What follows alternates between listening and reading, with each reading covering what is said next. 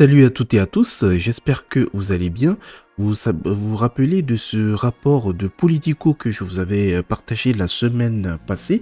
Donc selon deux sources encore de Politico, Google n'est pas satisfait de l'acquisition Activision Blizzard par Microsoft, mais dans une moindre mesure que Sony. Politico a mentionné que Google a argumenté sur le fait que Microsoft aurait prétendument dégradé la qualité du Xbox Game Pass lorsqu'il est utilisé avec le système d'exploitation Google Chrome. Ils craignent que l'acquisition d'Activision Blizzard ne favorise une incitation orientant les ventes de matériel vers Microsoft et loin de Google. Je cite: la société a fait valoir que Microsoft a délibérément dégradé la qualité de son service d'abonnement Game Pass lorsqu'il est utilisé avec le système d'exploitation Google Chrome. Personnellement, je pense que je l'ai utilisé une ou deux fois et c'était lors même d'une vidéo test et je n'ai pas remarqué de dégradation de qualité. Franchement, en tout cas comparé au Microsoft Edge. Si parmi vous, il y en a qui ont utilisé les deux navigateurs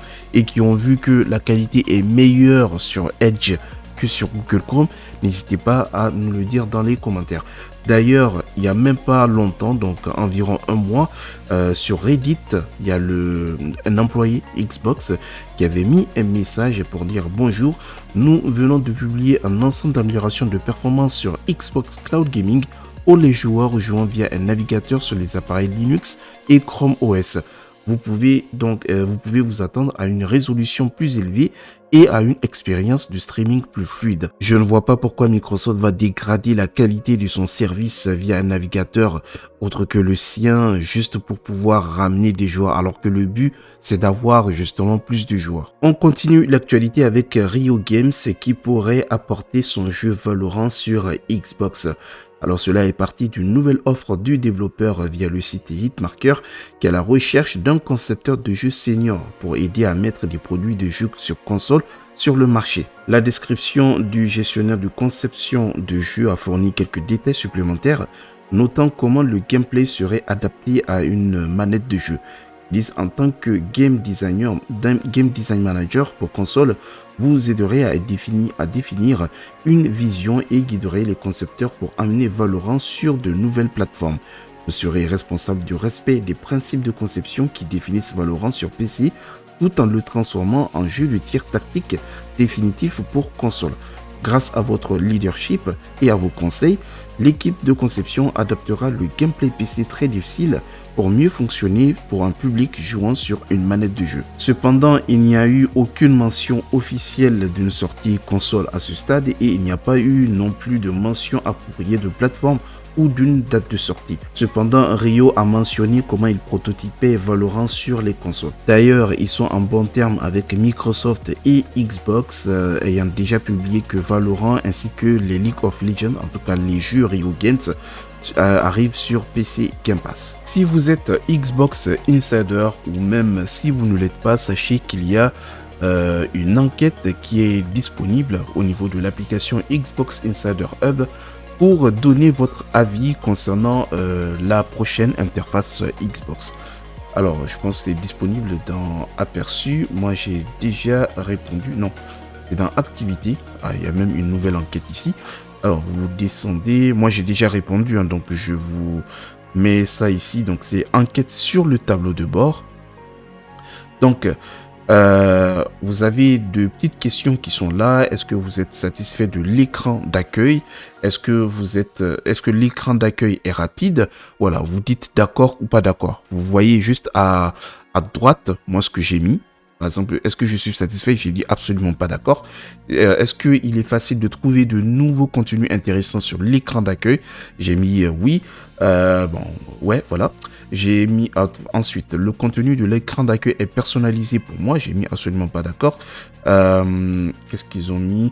L'écran d'accueil ressemble à une publicité. J'ai mis oui.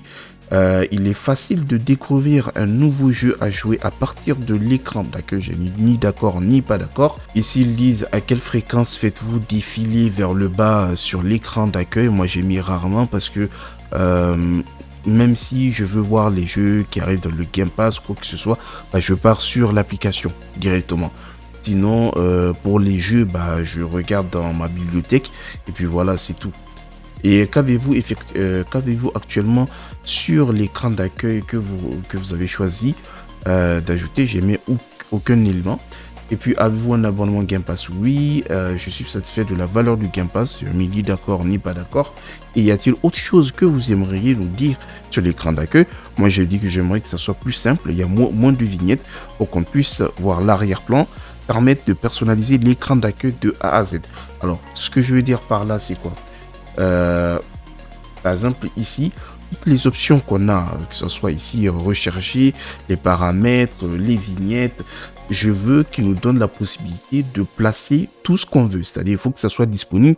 Et maintenant, nous, on décide de mettre ce qu'on veut ajouter. Par exemple, si on veut juste une ligne, bah, on la met et plus tard, bah, et genre en dessous, il n'y a rien du tout. Et puis, il faut qu'il nous donne la possibilité de choisir aussi la position de la vignette.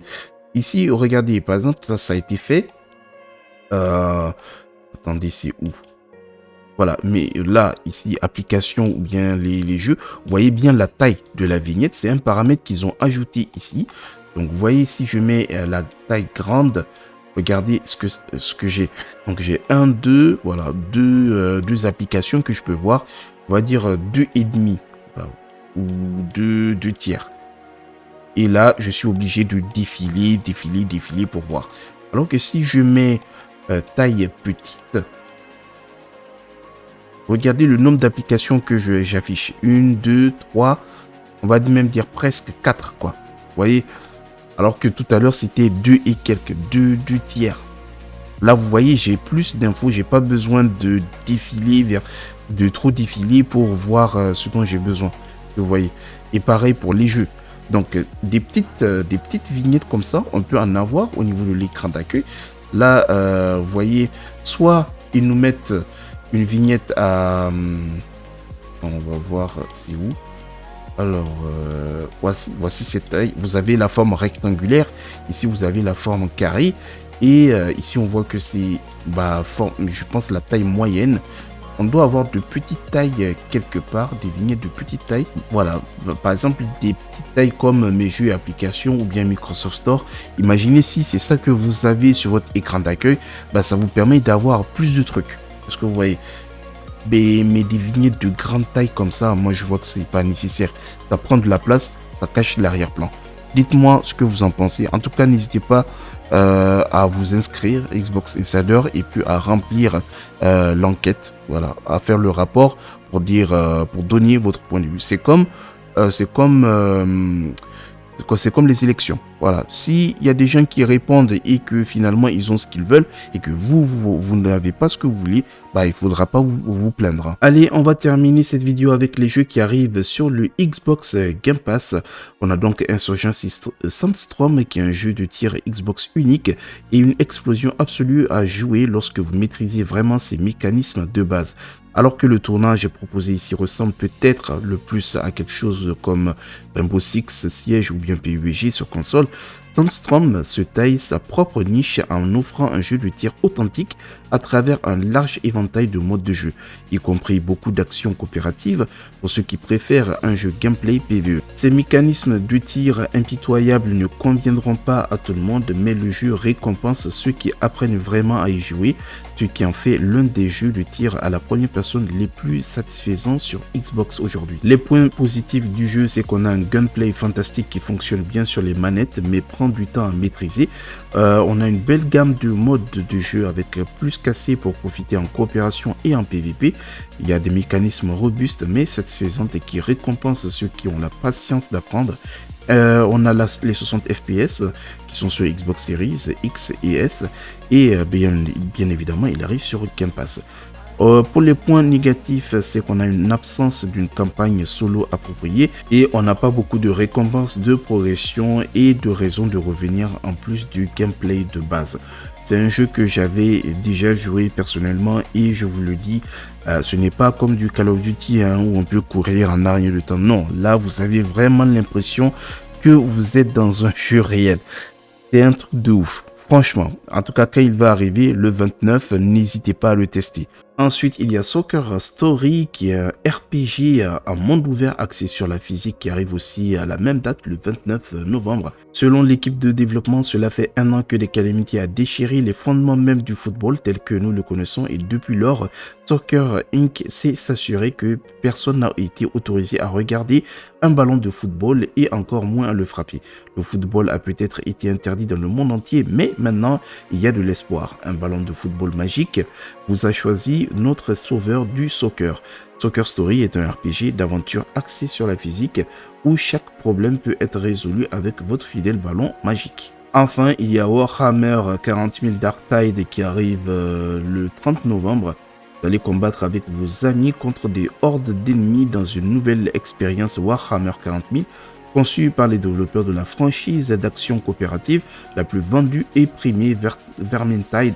Warhammer 40 000 Dark Tide est un jeu d'action coopératif viscéral à 4 joueurs se déroulant dans une ville ruche de Tertium. Dans les profondeurs de la ruche, les grains de la corruption menacent une marée écrasante de ténèbres. Un culte hérétique connu sous le nom d'Admonition cherche à prendre le contrôle de la planète Atoma Prime et à dévaster ses habitants. C'est à vous et à vos alliés de l'Inquisition d'extirper l'ennemi avant que la ville ne succombe au chaos.